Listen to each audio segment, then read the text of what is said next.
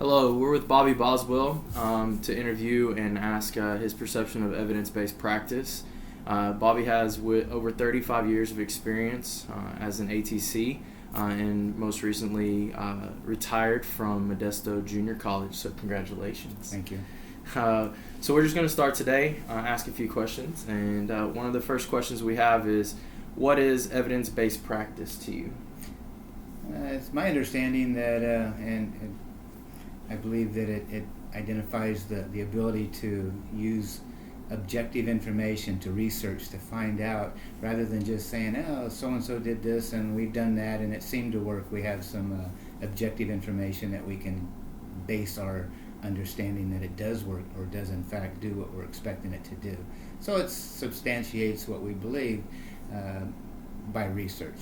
Basically, research is what's going to make the difference between somebody who just did something versus a number of people who've studied and evaluated if in fact it does what we think it's going to do.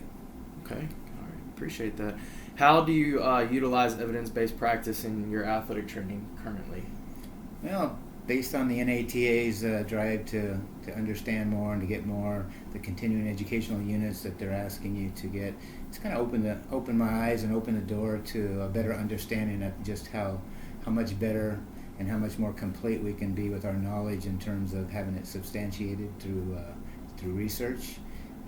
Again, as opposed to just I did this for the last 30 years and it seems to work. We actually can use a measurable means to understand through research if in fact it has the ability to work. Okay. Do you feel that you're prepared to practice that evidence-based techniques? I'm an old guy. I've been doing things the same way for a long time, so it's been a bit of an adjustment and transition, but I'm never too old to learn. I feel that, with the emphasis on EBPs and the information that's out there and at the national conventions and all the opportunities to be more involved with the EBP studies and information, I think I'm grasping better those things that they want us to know.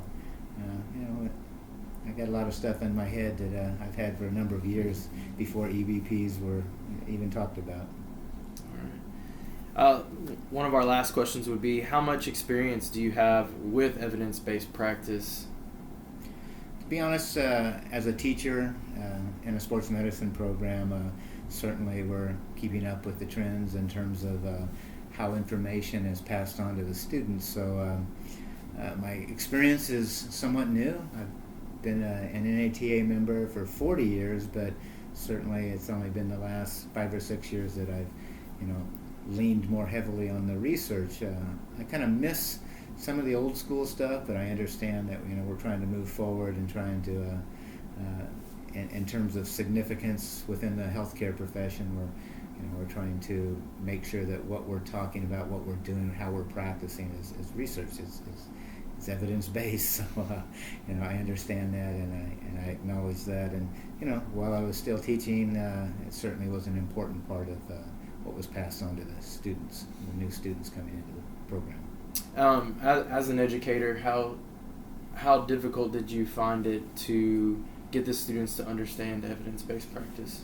It's more just through resistance. I mean, they just say, oh, you're throwing something else at us, and for those that were comfortable with what they knew, having taken entry-level classes or even classes elsewhere at another school, coming in and then, then basically helping them try and understand why it's so important to have the research to back what they believe is good.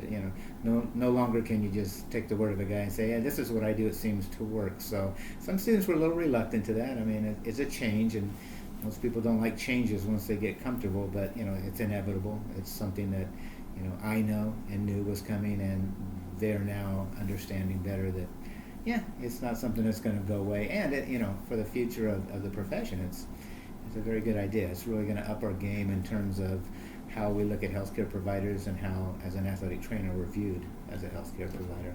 Okay. Well, that's Mr. Bobby Boswell's perception on evidence-based practice. Thank you.